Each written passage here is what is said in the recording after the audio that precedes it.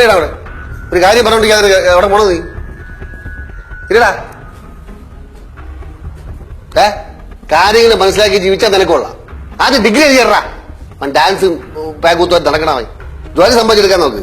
ജീവിതത്തിൽ എന്തെങ്കിലും ആവാൻ നോക്കടാ ഇറക്കാ. വെറുതെ വാല കോല ദിനാണ്ടാന്ന് പറഞ്ഞിട്ട് അങ്ങോട്ട് ഇങ്ങനെ നടക്കാതെ. നിന്റെ പോക്ക് ശരിയാണ് വിഷ്ണു. ഞാൻ പറഞ്ഞിട്ടുണ്ടോ? ഞാനൊരു കാര്യം പറയട്ടെ. എന്നെ ഇങ്ങനെ ഇട്ട് ഉപേക്ഷിക്കാനുള്ള ക്വാളിറ്റി ഒന്നും അച്ഛനില്ല. അച്ഛൻ ജീവിതത്തിൽ വല്ല വിജയം നേടിയിട്ടുണ്ടോ? ഇല്ലല്ല. ഒരു വിധത്തിൽ നോക്കിയ അച്ഛനൊരു പരാജയം തന്നെ. ജീവിതത്തിൽ എന്തെങ്കിലുമൊക്കെ ആയി തീർന്ന ആൾ ഇങ്ങനെ ഇട്ട് ഉപദേശിക്കുകയാണെങ്കിൽ അത് കേൾക്കാനൊരു സുഖമുണ്ട്. കേട്ടോണ്ട് നിൽക്ക. ഇതൊരുമാതിരി ഞങ്ങ പിങ്ങ ഓരോന്നും പറഞ്ഞിട്ട്.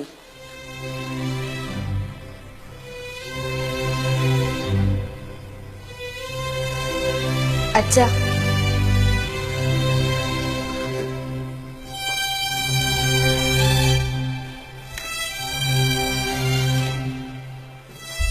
സാരില്ല അച്ഛാ പോട്ടെ. സാരില്ല പോട്ടെ. വാങ്ങിച്ചു അല്ലേ കൊടുത്ത് വാങ്ങിച്ചു.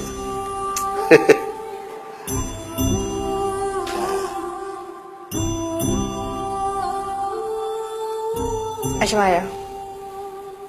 വിഷമായോ?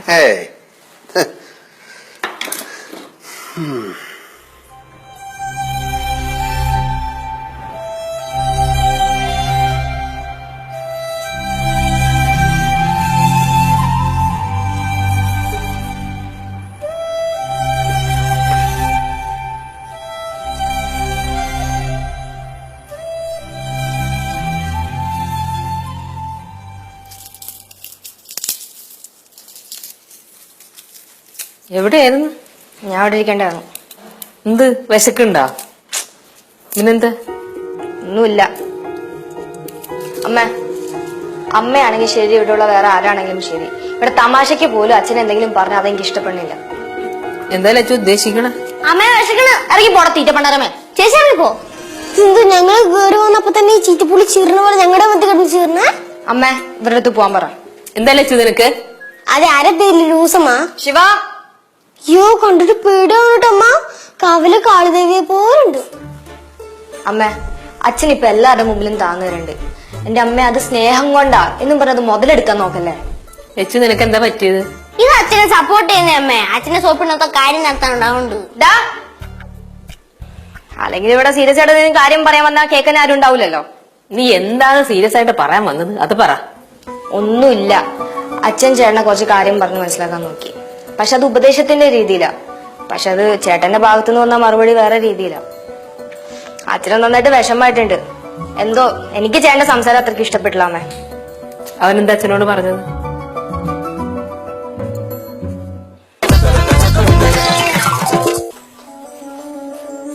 കേശു വിഷ്ണു വിളിച്ചിട്ടുണ്ടോന്നെ? ഓക്കെ.